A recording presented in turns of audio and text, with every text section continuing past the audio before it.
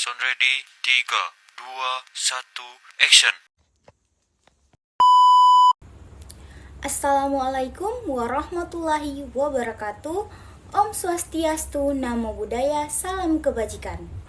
Halo semuanya, perkenalkan nama saya Luri Ivana Bukasa dengan NIM A4012419. Saya dari kelas D. Nah, di video kali ini saya akan membuat video untuk tugas mata kuliah bimbingan dan konseling di sekolah dasar.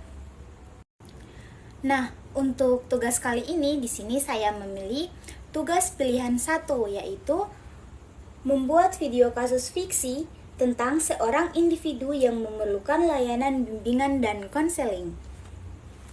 Nonton videonya teman-teman. Nah, baik, langsung saja kita masuk pada contoh kasus yang telah saya buat. Nah, di suatu sekolah dasar di Negeri Wano, seorang siswa kelas 5 berinisial R mengalami perubahan perilaku dalam 2 bulan terakhir. R yang biasanya aktif dan berprestasi, kini sering melamun di kelas, terlambat mengumpulkan tugas, serta enggan bermain bersama teman. Guru juga menemukan bahwa nilai R menurun drastis pada mata pelajaran matematika dan bahasa Indonesia. Saat ditanya, R hanya menjawab singkat atau menunduk. Dari informasi orang tua, diketahui bahwa akhir-akhir ini R sering menyendiri di kamar dan enggan untuk keluar. R kenapa ya teman-teman? Langsung saja kita masuk ke analisis kasus.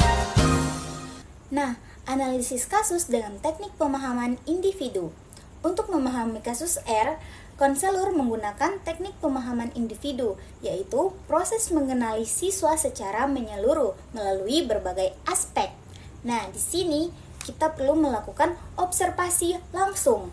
Nah, guru dan konselor mengamati perilaku R di kelas, sering melamun, kurang berinteraksi, serta terlihat kehilangan motivasi belajar. Nah, lalu yang kedua, kita bisa menggunakan wawancara. Dilakukan dengan R, guru kelas, dan orang tua dari R. Nah, dari orang tua diketahui bahwa R lebih sering menyendiri di rumah. Dari wawancara dengan R, terungkap bahwa ia merasa kesepian setelah sahabat dekatnya pindah sekolah. Lalu yang ketiga, kita bisa menggunakan angket atau inventory minat.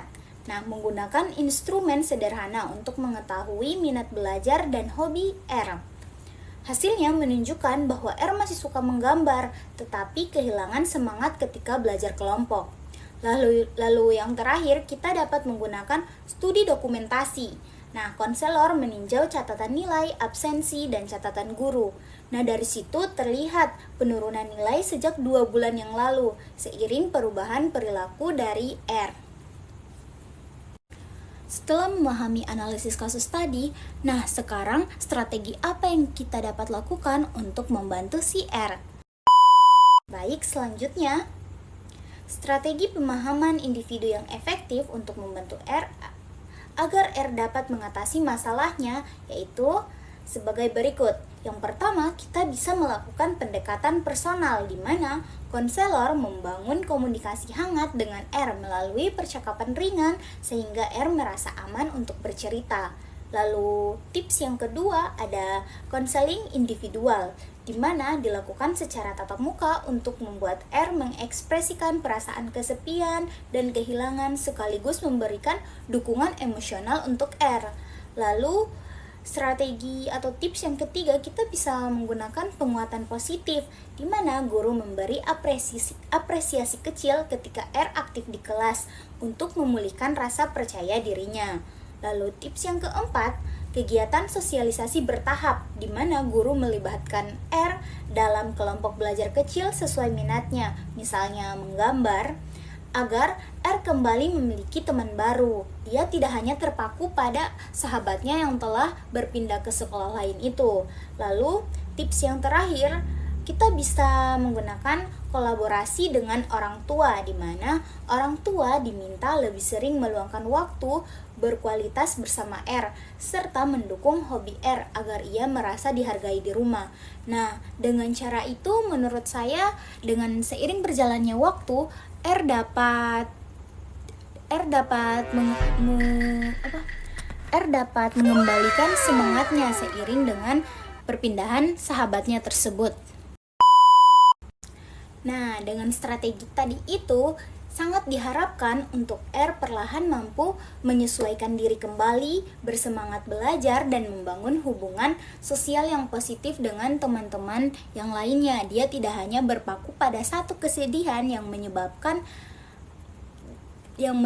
volume dirinya itu menurun atau prestasinya itu anjlok. Baik, selanjutnya kita masuk pada kesimpulan dari kasus ini. Nah, kasus R menunjukkan bahwa masalah kesepian dan penurunan motivasi belajar dapat terdeteksi melalui teknik pemahaman individu seperti observasi, wawancara, angket, dan studi dokumentasi. Dengan penerapan strategi yang tepat, mulai dari pendekatan personal, konseling individual, penguatan positif, kegiatan sosialisasi bertahap, hingga kolaborasi dengan orang tua, siswa dapat dibantu untuk mengatasi kesulitannya.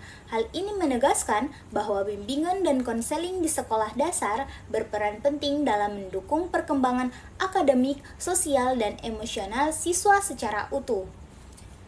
Mungkin itu saja dari saya, lebih dan kurangnya saya mohon maaf. Wabillahi taufiq walhidayah. Wassalamualaikum warahmatullahi wabarakatuh.